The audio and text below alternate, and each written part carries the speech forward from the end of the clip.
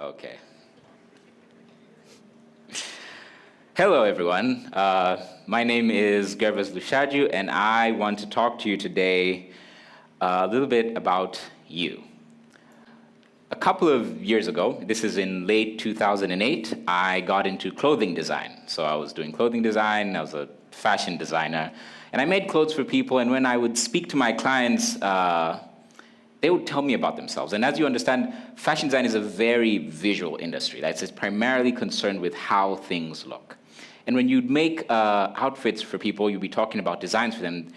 There's ways that people would talk about themselves and their bodies and how they think about certain outfits, and they'll say like, oh, maybe I can't pull that off with these shoulders, or I can't wear that because my body is this way. And they'll make certain comments about their appearance and in relation to outfits.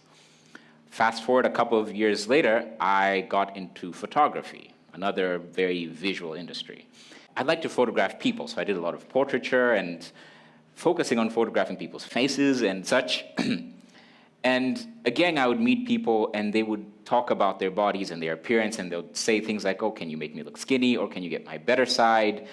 They would say things about their faces, or like my certain part of myself looks too this way or too that way, or this part is too big or too small. And some of those things would sound kind of harsh. Like they would say things that I think if anyone else made an observation about them that way, it would sound really, really mean. And working in photography, it is an industry that is also very much concerned with how we see the world and how we perceive ourselves in that world, especially in film as well. It's creating a narrative, a framing of understanding of how we observe ourselves. So villains, heroes, how we appear, what we think those things look like. And then this raises the question, how do we see ourselves? How do we build an image of what we look like?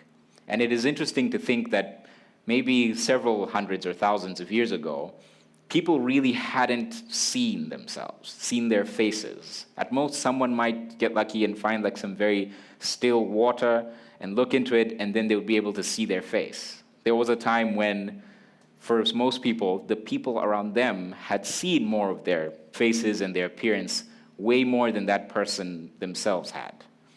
So in the day and age we live in, we have very, very advanced viewing equipment. So we have mirrors, we have cameras that show a lot of detail. So here, this is a comparison of what is HD, high definition, which is, you see it on TVs and stuff, and the level after that is 4K, 5K, 6K, 8K, a lot of detail.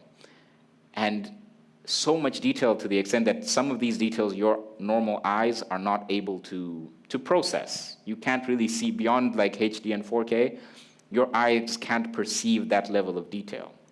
So we live in a world where we have devices that can take in so much detail. Even our mirrors are different. So I lived in a building which had an elevator, and that elevator had a curved back, and it had a set of mirrors. And every time I get in, there's a way in which I would stand and I'll be able to see the back of my head. And it was just so interesting because I normally really don't get to see the back of my head. And when I would be in that elevator with the person, I'll be like, look, it's the back of your head. And how often do you get to see the back of your own head? But in terms of cameras, in terms of mirrors, we have like way more ability to see things in way more intensity. So the camera I use, this is a picture of my face in case you don't recognize it, but in case of the camera I use a 24 megapixel camera. So it's not, in the grand scheme of things where the cameras we have today, it's not like a massive amount, but even with that, and this is a cropped image already, I can see a certain level of detail, and I can see more detail if I want. I can go in closer and see more detail if I want.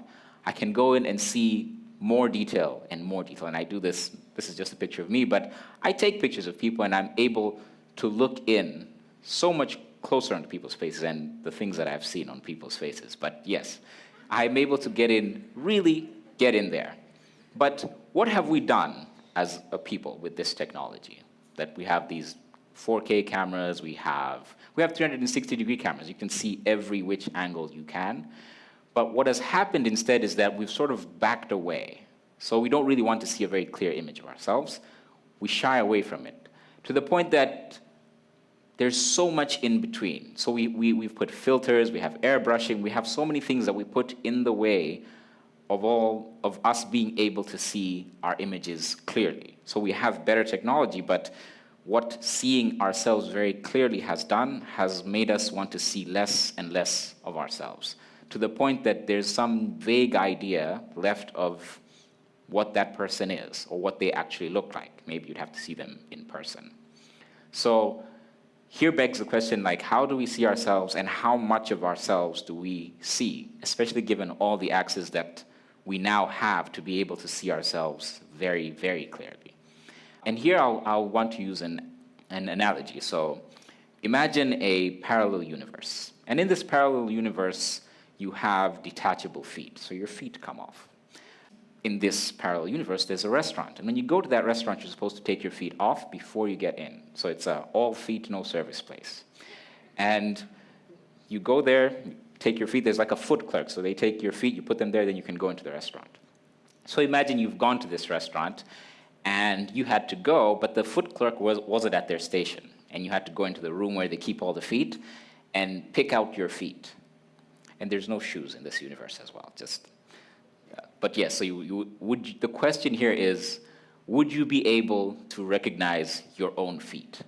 Would you be able to be like, oh, those right there are my feet? Would you be able to tell that they're your feet? Or would you need the foot clerk to come in and tell you like, oh, here are your feet that you put in?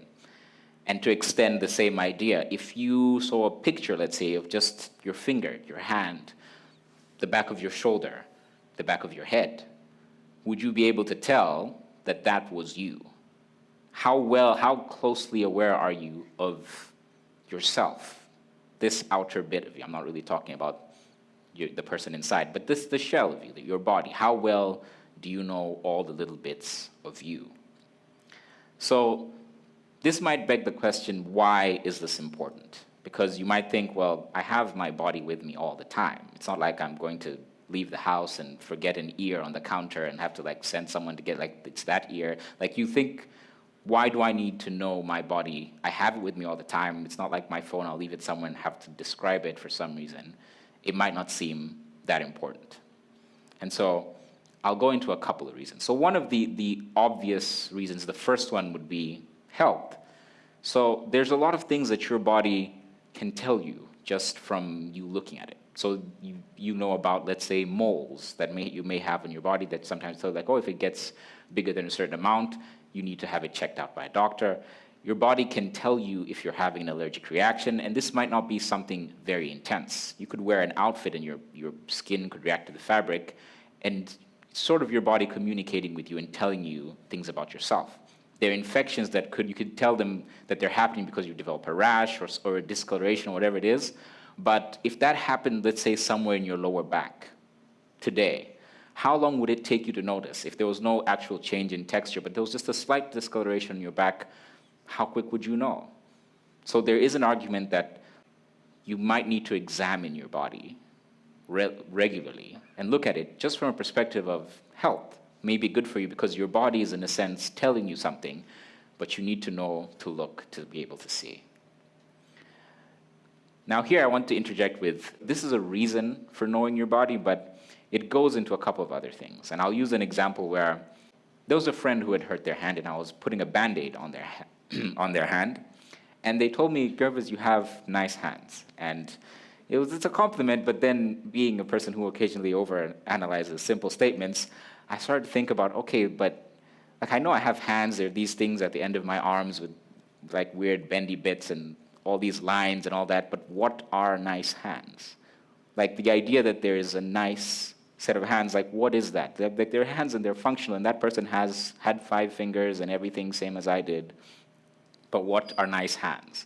And there's a term that we use that says beauty is in the eyes of the beholder. And usually it tends to mean the thing that is being observed about the other person. So it's someone looking at someone else and that, oh, you see that beauty in their eyes. But at the same time, it applies internally. So you are the only person who also can essentially decide what you think of yourself and the way you describe yourself. Your own beauty is it's like a beauty pageant with one contestant and one judge, and you are that judge and you are also that contestant. You can simply decide that that's it and that's how it will be. But we live in a world where because of how we process things normally, and this is why I use the phrase the comparative metrics of beauty, as people we tend to compare things to determine, to measure them. So sometimes someone will lift something you can't lift and you will assume they're stronger than you. Someone will do quick math in their head that you can't do and you assume that they're better than you at math. But sometimes we do this with beauty, where people have a comparative way of deciding what something is prettier or not, and they apply it to themselves. So one of the reasons the only idea, when you have an idea of like, my nose is too wide, is because you have in your head an idea of what the perfect size nose is, or whatever it is that you find you can criticize, especially about yourself, is because there is a preconceived idea of what that is. You are using a comparative metric of a subjective thing as beauty, which is in of itself very problematic. But it is worse so now that we live in a world where there is so much to compare to. If we go back to the person who has only ever seen their reflection in water, they may have met only 200 to 300 people in their entire life. But in a globalized world where there's a lot of mobility, even just social media, you've probably seen thousands of faces and bodies up until now. And that means you have more to compare to. So in this case, the idea of why you should get to know your body better is to more so look inwards, look more at yourself, because you have much more potential comparative bodies and faces out there that it might push insecurity to a very intense extent than ever before. And so the argument to look more within here is to reduce how comparative we get when it comes to assessing our own appearance and our own idea of our own beauty, or just whatever it is that we look like. So the other argument I have this is a much shorter one, where it's just, your body is also your home, and it is the only place you will ever really live. You will move a bunch of places, but that is where you will live all the time. And because of that, there's an argument to really, really need to be familiar with where that place is. If anything changed or moved or was there that wasn't there before, you would want to know. And this takes me into the idea of maintenance, care, and love. And here, I want to point out that sometimes we confuse maintenance with care, in the sense that I'll use a car as an example, where there are people who maintain their cars. Their cars are able to operate and all that, but there are people who care for their cars. So they'll do detailing, they'll clean it, they'll put air freshener, whatever it is. It's a different situation. And sometimes we do this with our bodies, where we think that just because we clothe them and we feed them, we're caring for our bodies. But that is just maintenance. You're just keeping it alive and protected from the sun, maybe, or whatever the forces of nature are. But care would require you to go a step beyond that. And going a step beyond that is sort of moving towards being able to love whatever it is that's there. But as you can appreciate, that you cannot love what you don't know. So you would really need to get to really, really know every inch of your body, so that you can actually say that you love that body, so you can actually take care of it. And this will also go into how you talk to your body, how you talk about it, even to other people, whether it's to your clothing designer, to your photographer, wherever it is that you have to talk about your body. How do you talk about your body? And are you kind when you talk about your body? How do you consider it when you talk about it? When you talk about it to yourself, what do you say about your body when you look at it and you observe it and you interact with it? It is important to have a good relationship with your body, and just taking the time to know it. And so I'd like to challenge you. Most of you have smartphones. I'm sure you have mirrors or access to mirrors, but take some time and do it on a regular basis, because your body is something that changes from time to time. And really, really get to know the different parts of your body. What was there, what isn't there, what has changed, but really put in the time to find out things about it. There's so many little details that come with it, and hopefully you take time to get to know and love all the little bits of you. Thank you.